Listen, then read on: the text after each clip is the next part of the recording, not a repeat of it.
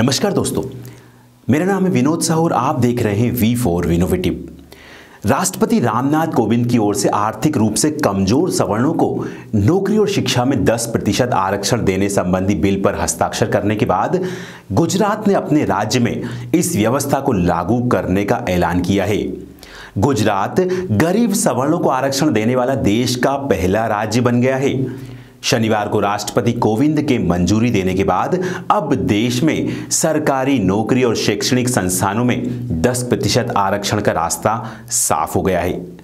मुख्यमंत्री विजय रूपाणी ने रविवार को इसकी घोषणा की और इस व्यवस्था का फायदा अब तक आरक्षण व्यवस्था से वंचित गुजरात के सामान्य वर्ग के लगभग 1.5 करोड़ लोगों को मिलेगा, जो कुल आबादी का करीब 28% है। अब केंद्र सरकार द्वारा पारित सवर्ण आरक्षण को लागू करने वाला गुजरात देश का पहला राज्य बन गया है।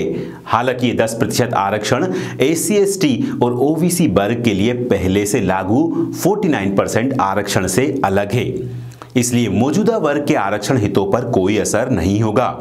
आर्थिक आधार पर सामान्य वर्ग के तमाम वर्ग जाति संप्रदाय के लोगों को 10% अतिरिक्त आरक्षण मिलेगा।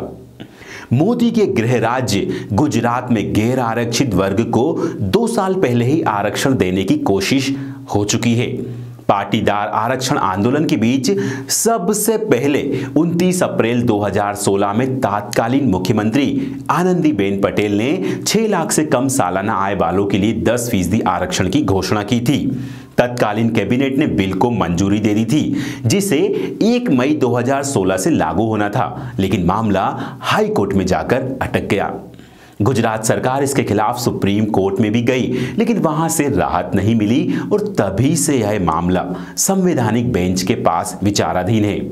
एडवोकेट कश्यप जानी ने कहा, केंद्र सरकार द्वारा लाए गए बिल को शुक्रवार को राष्ट्रपति से मंजूरी मिलने के बाद अब 6 लाख की बजाय 8 लाख सालाना आय वालों को इसका लाभ मिलेगा। अब हम आपको बताते हैं कि किस किस को आखिर इस बिल का लाभ मिलेगा।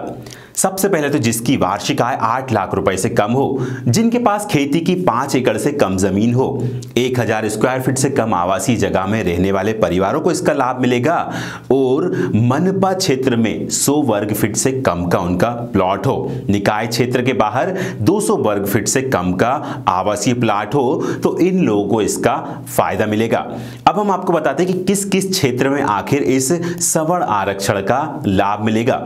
सबसे पहले तो नौकरी में भर्ती और उच्च शिक्षण संस्थानों में प्रवेश के लिए इसका लाभ मिलेगा और प्रदेश की वो भर्ती परीक्षाएं जिनमें अभी परीक्षा होना बाकी हो। इसके अलावा 14 जनवरी से पहले लिखित, मौखिक या कंप्यूटर परीक्षा हो चुकी हो तो इसका कोई भी लाभ, इस आरक्षण का कोई भी लाभ गुजरात वासियों को नहीं मिलेगा।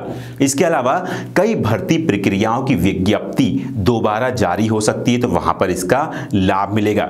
अब हम आपको बताते हैं कि आखिर लोगों को किस तरह से इसका लाभ मिलेगा, आखिर किस किस चीज की जरूरत उनको पड़ेगी। सबसे पहले तो उनके पास आयकर प्रमाण पत्र होना चाहिए, जाति प्रमाण पत्र होना चाहिए और आयकर रिटर्न होना चाहिए, तभी उनको इस सवर्ण आरक्षण का 10% आरक्षण का लाभ मिल पाएगा।